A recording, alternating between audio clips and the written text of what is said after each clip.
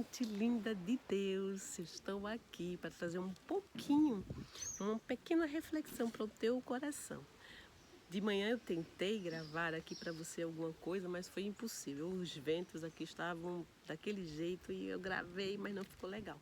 Porque eu também não queria gravar dentro daqui do sítio, queria gravar aqui fora, para que você pudesse ter esse cenário, né? Lindo, esse verde maravilhoso aqui. Eu queria deixar também essa experiência aqui para você. E agora à tarde eu tentando gravar, mas foi muito barulho, os cachorros latindo.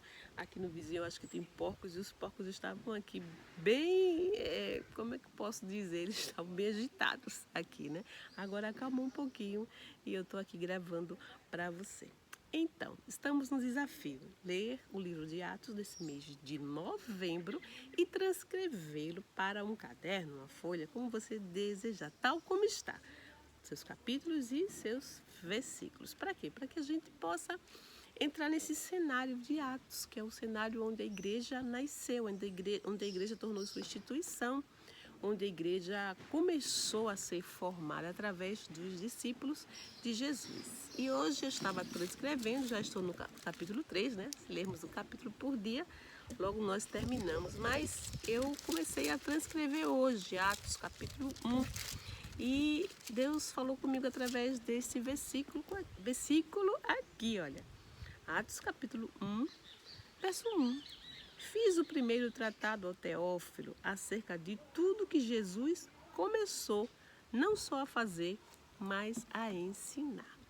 Então, nós sabemos que Jesus fez muita coisa. No ministério de 3 anos, foi muito intenso. Esses 3 anos foram intensos. Jesus curou, Jesus libertou endemoniados, Jesus levou a sua palavra para muitos, para os samaritanos. Jesus chegou em muitos lugares, entrou em muitas casas, né? Jesus fez muitos milagres, ressuscitou mortos, ressuscitou Lázaro, ressuscitou a filha de Jairo, ressuscitou o filho da viúva de Naim. Então foi um ministério curtíssimo, mas onde Jesus fez coisas tremendas, né? Mais do que qualquer outra coisa, ele cumpriu a vontade do Pai, ele consumou a obra que o Pai lhe entregou. Ele morreu na cruz do Calvário pelos nossos pecados e ressuscitou ao 3º dia. Então foi um ministério de muitos milagres, muitos sinais e uma demonstração tremenda de paz, de amor, de graça. Tudo que Jesus fez glorificou o nome do seu Pai. E finalmente ele foi assunto aos céus e ordenou aos discípulos que ficassem em Jerusalém até serem revestidos pelo Espírito Santo. Então, mais do que Jesus, do que aquilo que Jesus fez, Jesus ensinou os seus discípulos a viverem de acordo com os padrões do reino de Deus. Então, não apenas Jesus fez, Jesus ensinou e nos deixou essa tarefa de irmos, né, pelo mundo afora, fazendo o quê? Discípulos para o Senhor Jesus. E fazer discípulos é ensinar acerca do reino de Deus. E como Jesus deixou esse exemplo, nós também devemos ter no nosso coração esse desejo sincero de ensinar. Não apenas de fazer, mais do que fazer, devemos ter o interesse, devemos ter esse cuidado de ensinar a palavra de Deus. E deixe-me dizer que é muito bom você ir para um seminário, você aprender, você conhecer a Bíblia, a história geográfica da Bíblia, você conhecer a teologia, você saber de hermenêutica e você aprender muitas coisas e ensinar. Mas nem todo mundo tem essa oportunidade e nem todo mundo tem um chamado para ser pastor, para ser mestre e vai ter esse tempo, essa dedicação de conhecer mais e mais a Bíblia dessa forma para poder ensinar. Mas todos nós estamos habilitados a ensinar a palavra de Deus. Opa, como assim, irmã? Todos estão habilitados. todos nós recebemos o Espírito Santo de Deus, que nos ensina todas as coisas. Olha como em Atos os discípulos deixavam aqueles doutores de boca aberta. Ah, quem são esses homens? Esses homens, eles não são pescadores? E como é que eles estão falando desta forma, desta maneira? Então, eles deixavam os homens, os sábios, os entendidos daquela época de boca aberta, porque eles atuavam no poder do Espírito Santo de Deus. E eu e você também podemos atuar no poder do Espírito Santo de Deus. Mais do que ensinar falando, do que ensinar mostrando, apontando o caminho, que é Jesus, né? Jesus é o único caminho, ele é a verdade, ele é a vida. Nós podemos ensinar vivendo, porque Jesus ensinou os discípulos vivendo. Jesus falava na multidão, pregava no meio da multidão, Jesus pregava e ensinava de forma muito especial os seus 12 discípulos. Lembra disso? Às vezes ele falava em parábolas e o povo, a cabeça pirava, o povo não entendia nada. E aí até os próprios discípulos ficavam, Jesus, o que é isso? E chegavam para ele e diziam, Jesus, o que quer dizer isso? O que quer dizer aquilo? E ele tinha todo o cuidado de mostrar, dizia assim, olha, para vocês é revelado os mistérios de Deus. E ele ensinava aos seus discípulos, né, com muita paciência. Ele ensinava. Algumas vezes Jesus estava na multidão com os discípulos, como eu falei, e em alguns momentos, quando Jesus ia fazer um milagre, às vezes nem os 12 discípulos estavam com ele, apenas 3, Pedro, Tiago e João. Ali na transfiguração estavam com Jesus. Ali na cura da filha de Jairo, ninguém ficou, apenas os 3 discípulos com Jesus, né?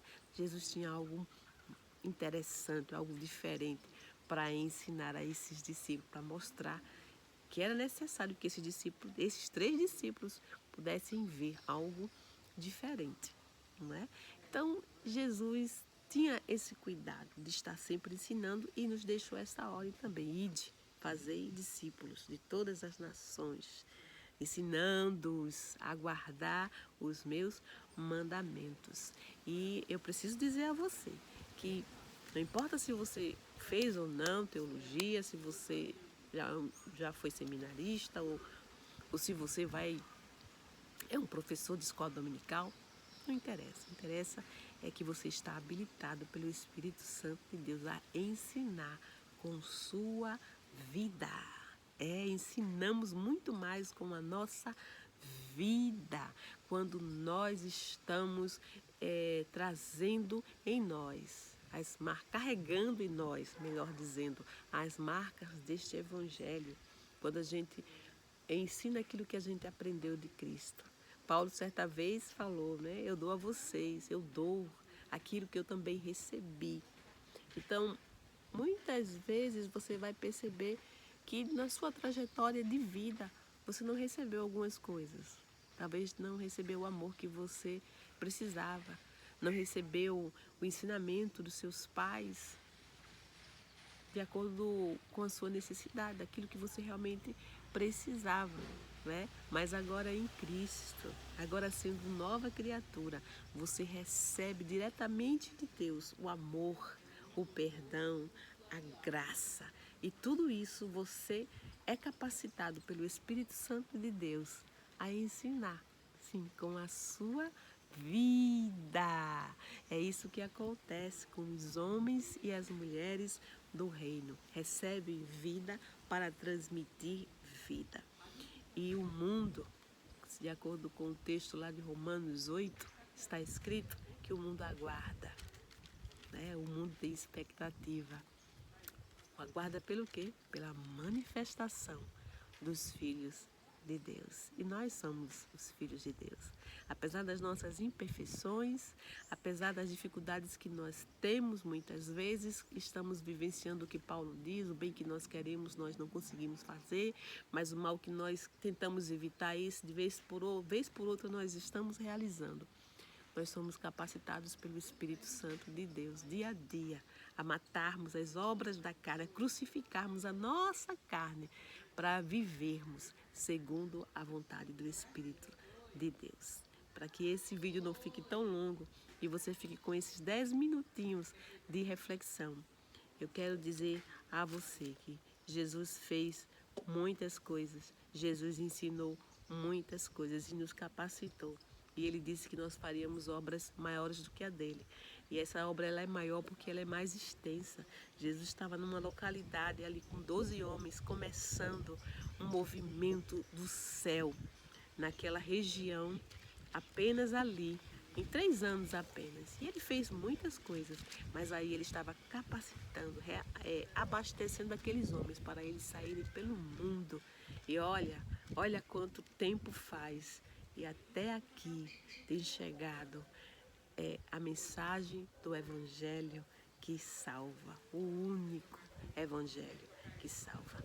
Amém? O genuíno Evangelho de Cristo Jesus. Fica com esta palavra hoje para o teu coração, compartilha ela com alguém, não é?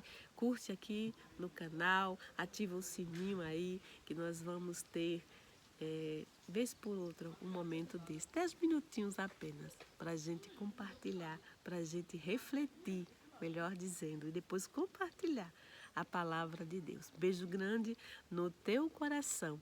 Estamos iniciando uma jornada, mulheres do reino. Vamos sair pelo mundo? Vamos sair pelo mundo, curando as mulheres, né?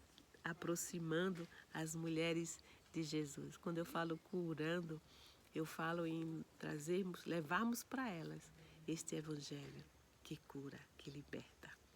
Beijo grande no coração. Fica com a gente, em nome de Jesus.